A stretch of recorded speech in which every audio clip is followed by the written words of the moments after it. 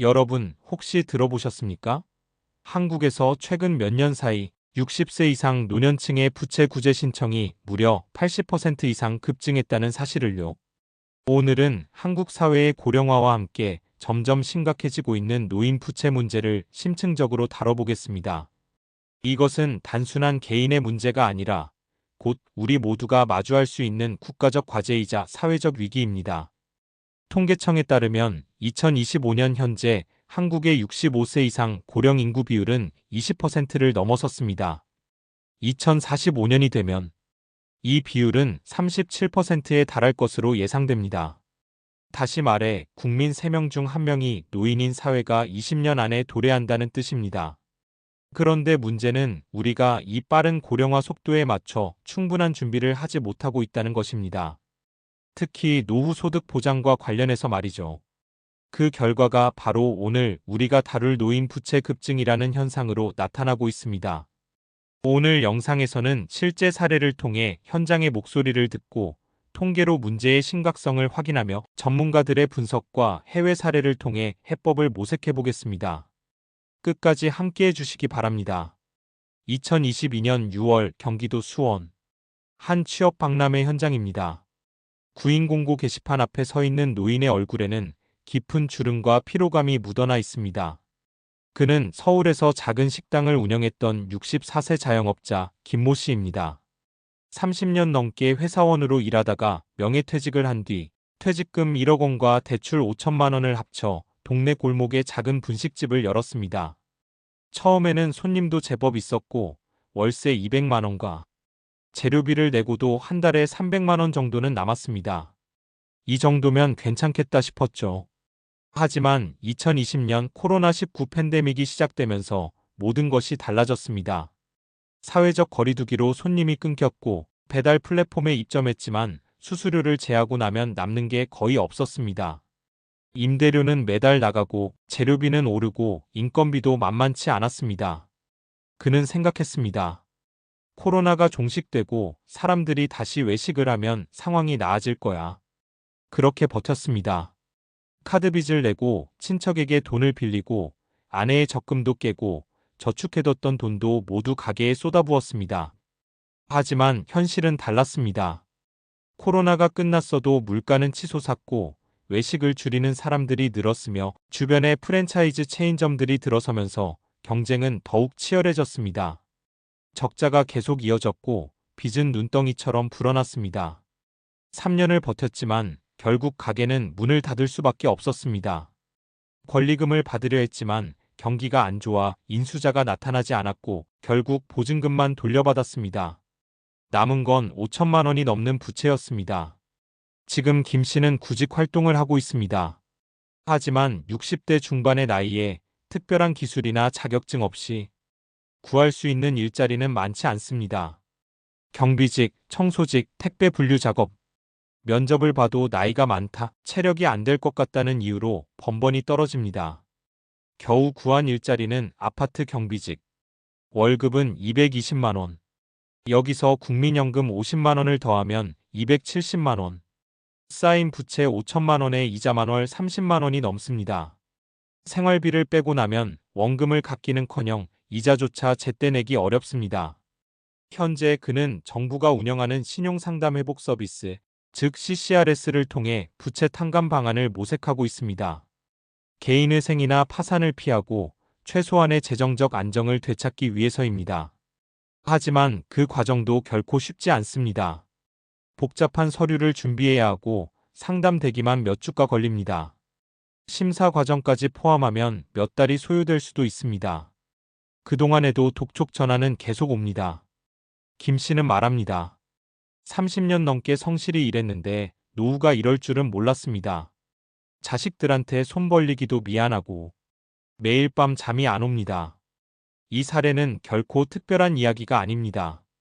오늘 우리가 다루는 노인 부채 문제를 그대로 보여주는 대한민국 고령화 사회의 축소판이자 경고음입니다. 전국 어디서든 비슷한 이야기를 들을 수 있습니다.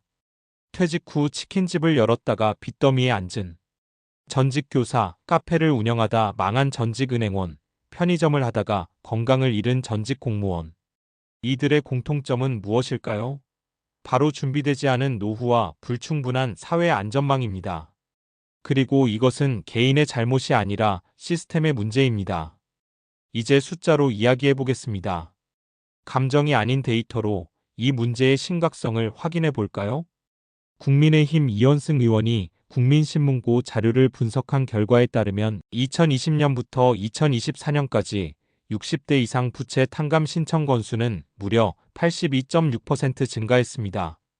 이는 다른 어느 연령대보다 압도적으로 높은 증가율입니다. 구체적인 수치를 보겠습니다. 2020년 1만 4,210건, 2024년 2만 5,949건, 거의 2배에 가까운 증가입니다. 5년 사이에 1만 명 이상의 노인이 더 부채 구제를 신청했다는 뜻입니다. 원금 감면액 역시 놀라운 수준으로 증가했습니다. 2020년 1,372억 원, 2024년 2,771억 원, 2배 이상 증가했습니다. 2,771억 원이라는 숫자가 얼마나 큰지 감이 오시나요? 이것은 중소도시의 연간 예산에 맞먹는 규모입니다. 다른 연령대와 비교해 보겠습니다. 같은 기간 전체 연령대의 부채 구제 신청 증가율을 보면 20대 이하 54.8%, 30대 46.7%, 40대 43.1%, 50대 46.9%, 60대 이상 82.6%. 모든 연령대에서 부채 문제가 악화되고 있지만 60대 이상 노인층의 증가율이 유독 두드러집니다. 거의 2배 가까이 높습니다. 이것이 의미하는 바는 명확합니다. 노년층이 경제적으로 점점 더 취약해지고 있다는 것, 그리고 기존의 사회 안전망이 이들을 제대로 보호하지 못하고 있다는 것입니다. 더 우려되는 점은 이 수치가 공식적으로 신청한 건수만을 반영한다는 것입니다. 부채에 시달리면서도 제도를 잘 몰라서, 수치심 때문에, 절차가 복잡해서 신청조차 하지 못하는 노인들은 이 통계에 잡히지 않습니다. 실제 노인 부채 문제는 이보다 훨씬 더 심각할 가능성이 높습니다. 한국은행 자료를 보면 60대 이상 가구의 평균 부채는 2020년 5,400만 원, 2024년 6,800만 원 같은 기간 이들의 평균 소득은 오히려 감소하거나 정체되었습니다. 빚은 늘고 소득은 줄어드는 최악의 조합입니다. 또 다른 충격적인 통계가 있습니다. 70세 이상 고령자의 신용카드 연체율이 다른 연령대보다 높게 나타나고 있다는 것입니다. 70세 이상 신용카드 연체율 2% 이상, 전체 평균 1.2%. 이것은 단순히 노인들이 돈 관리를 못한다는 이야기가 아닙니다. 구조적으로 이들이 빚을 질 수밖에 없는 상황에 내몰리고 있다는 뜻입니다.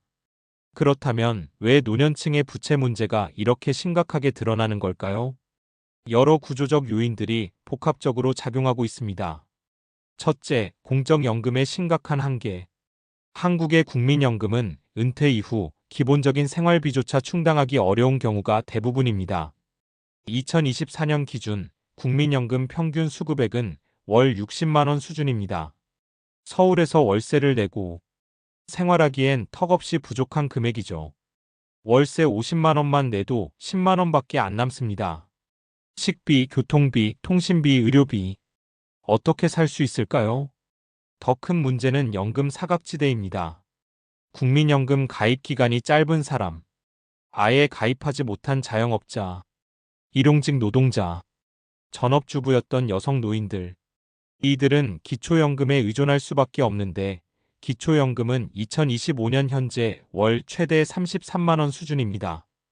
이것만으로 생활이 가능할까요? OECD 통계를 보면 한국 노인 빈곤율은 40%를 넘어 회원국 중 1위입니다. OECD 평균이 14% 정도인 것과 비교하면 거의 3배에 달하는 수치입니다. 선진국 중 노인이 가장 가난한 나라, 이것이 대한민국의 현실입니다. 둘째, 양질의 일자리 부족. 노년층에게 안정적이고 지속 가능한 일자리가 많지 않습니다. 60세가 넘으면 재취업이 극도로 어려워집니다. 기업들은 젊은 인력을 선호하고 나이 든 사람은 체력이 약하다, 새로운 기술 적응이 어렵다는 이유로 채용을 꺼립니다.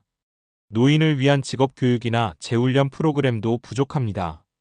결국 상당수의 노인들이 자영업으로 내몰립니다.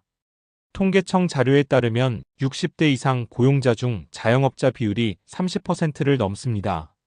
이는 다른 연령대보다 훨씬 높은 수치입니다. 문제는 이들 대부분이 충분한 준비 없이 퇴직금이나 대출을 미천 삼아 무작정 뛰어든다는 것입니다. 경험도 부족하고 시장 조사도 제대로 안 하고 해보면 되겠지 하는 막연한 생각으로 시작합니다. 그리고 선택하는 업종은 대부분 비슷합니다. 식당, 치킨집, 분식집, 카페, 소매업, 편의점, 구멍가게, 서비스업, 세탁소, 부동산. 진입 장벽은 낮지만 성공률은 더 낮은 분야들입니다. 중소벤처기업부 자료를 보면 자영업자의 5년 생존율은 30% 정도입니다. 10곳 중 7곳은 5년 안에 문을 닫는다는 뜻입니다. 노년 창업자의 경우 이 비율은 더 낮을 것으로 추정됩니다. 실패하면 빚만 남습니다. 퇴직금도 날리고 대출도 갚아야 하고 나이는 더 들어서 재취업은 더 어려워집니다. 셋째, 의료비 부담의 급증. 나이가 들수록 병원에 갈 일이 많아집니다. 만성질환, 수술, 입원. 건강보험이 있어도 본인 부담금이 만만치 않습니다. 특히 암이나 중증 질환의 경우 치료비가 수천만 원에 달할 수 있습니다. 신약이나 비급여 항목은 건강보험이 적용되지 않아 전액 본인 부담입니다. 건강보험공단 자료에 따르면 65세 이상 노인의 1인당 연간 의료비는 평균 500만 원을 넘습니다. 젊은 층의 2배 이상입니다. 연금으로 생활비도 부족한 상황에서 갑자기 수백만 원의 의료비가 나가면 어떻게 해야 할까요? 결국 빚을 질 수밖에 없습니다. 넷째, 사회적 안전망의 부족. 홍보가 부족해서 많은 노인이 모릅니다. 접근성이 떨어져서 신청이 어렵습니다. 처리 기간이 길어서 급한 불을 끄기 어렵습니다. 결국 빚이 쌓이고 해결책을 찾지 못한 채 파산이나 채무 불이행 상태로 내몰립니다. 심한 경우 극단적 선택으로까지 이어지기도 합니다. 한국의 노인 자살률이 OECD 최고 수준이라는 것도 결코 우연이 아닙니다. 다섯째, 부양 구조의 변화. 과거 한국 사회에서는 자녀가 부모를 부양하는 것이 당연시되었습니다. 하지만 지금은 다릅니다. 핵가족화가 진행되고 젊은 세대도 경제적으로 여유롭지 않습니다. 청년 실업, 높은 주거비, 결혼과 출산 비용, 자녀 교육비, 자녀들도 자기 생활을 유지하기 벅찹니다. 통계청 조사에 따르면 자녀로부터 경제적 지원을 받는 노인 비율은 2000년대 초반 60% 이상, 현재 30% 이하, 계속 감소하고 있습니다. 결국 노인들은 스스로 생계를 해결해야 하는데 연금은 부족하고 일자리는 없고 의료비는 늘어나고 이 모든 것이 부채로 이어지는 것입니다. 한 시중은행 연구원은 말합니다. 노인 부채 문제가 심각한 이유는 이들이 빚을 갚을 방법이 사실상 없다는 것입니다. 젊은 층은 소득이 늘어날 가능성이 있지만 노년층은 소득이 계속 줄어듭니다. 건강도 나빠지고 일할 수 있는 기간도 제한적입니다. 결국 원금은 갚지 못하고 자만 내다가 그것마저 막히면 신용불량자가 됩니다. 악순환의 고리에 갇히는 거죠. 사회학자들은 더 근본적인 문제를 지적합니다. 한국 사회는 노년을 준비하는 문화가 약합니다. 자녀 교육에는 수천만 원을 쏟아붓지만 정작 본인의 노후 준비는 소홀히 합니다. 퇴직금으로 창업했다가 실패하고 연금도 제대로 안 받고 이것은 개인의 잘못이 아니라 사회 시스템과 문화의 문제입니다. 노후 준비에 대한 교육도 부족하고 정부의 지원도 미흡합니다. 여러분은 은퇴 이후의 삶을 어떻게 상상하시나요? 여유롭게 여행을 다니고 취미 생활을 즐기고 손자 손녀와 함께 웃으며 보내는 삶? 드라마나 광고에서 보는 행복한 노후? 하지만 현실은 점점 달라지고 있습니다. 많은 이들이 빚에 내몰린 노후를 맞이하고 있습니다. 60대의 현실. 식당을 접고 빚을 갚기 위해 다시 일자리를 찾아야 하는 60대. 경비나 청소 일을 하며 새벽 5시부터 밤 10시까지 일하지만 월급은 200만 원이 채 안 됩니다. 거기서 빚이자 30만 원을 내고 월세 50만 원을 내고 나면 120만 원. 식비, 교통비, 통신비를 쓰면 거의 남는 게 없습니다. 허리도 아프고 다리도 아프지만 쉬면 돈이 안 들어옵니다. 병원에 가고 싶어도 돈이 아까워 참습니다. 언제까지 이렇게 살아야 하나 하는 생각에 잠을 이루지 못합니다. 70대의 현실. 연금을 받아도 생활비가 부족해 카드빚을 내는 70대. 국민연금 50만 원, 기초연금 30만 원, 합쳐서 80만 원. 월세 40만 원을 내고 나면 40만 원. 식비로 30만 원을 쓰면 10만 원밖에 안 남습니다. 전기세, 수도세, 통신비를 내면 마이너스입니다. 결국 신용카드로 부족한 생활비를 충당합니다. 이번 달 카드값을 다음 달 카드로 돌려막습니다. 카드빚이 300만 원, 500만 원, 800만 원. 계속 불어납니다. 연체가 되면 독촉 전화가 옵니다. 전화벨 소리만 들어도 가슴이 철렁 내려앉습니다. 밤에 잠을 자다가도 깨어나 빚 걱정을 합니다. 80대의 현실. 의료비조차 감당하지 못해 대출을 끌어다 쓰는 80대. 당뇨병, 고혈압, 관절염. 만성질환을 앓고 있어 매달 병원에 가야 합니다. 약값만 해도 월 20만 원. 그런데 어느 날 갑자기 쓰러져 병원에 실려갑니다. 검사비, 입원비, 수술비. 500만 원이 나왔습니다. 자녀에게 손 벌리기 미안합니다. 자녀들도 형편이 어렵다는 걸 알고 있습니다. 결국 대부업체에서 돈을 빌립니다. 이자가 연 20%가 넘지만 다른 방법이 없습니다. 병은 치료했지만 이제 매달 이자를 갚아야 합니다. 기초연금으로는 이자도 감당이 안 됩니다. 약을 끊어야 할까, 밥을 굶어야 할까 고민합니다. 서울 강북구의 한 복지관에서 만난 75세 김할머니의 이야기입니다. 남편이 10년 전에 돌아가신 후 혼자 살고 있어요. 국민연금은 없고 기초연금 30만 원으로 생활합니다. 월세는 40만 원. 매달 10만 원이 부족해요. 처음에는 자식들이 조금씩 보태줬는데 애들도 형편이 어려워지면서 이제는 명절에나 용돈을 줘요. 근처 식당에서 설거지 일을 했는데 관절염이 심해져서 그만뒀어요. 결국 신용카드로 생활비를 충당했고 지금은 카드빚이 500만 원이 넘어요. 죽기 전에 이 빚을 갚을 수 있을까요? 자식들한테 빚을 물려주진 않을까? 그게 제일 걱정입니다. 할머니의 눈에는 눈물이 고여 있었습니다. 일본은 한국처럼 고령화 속도가 빠르지만 이미 1990년대부터 대비해왔습니다.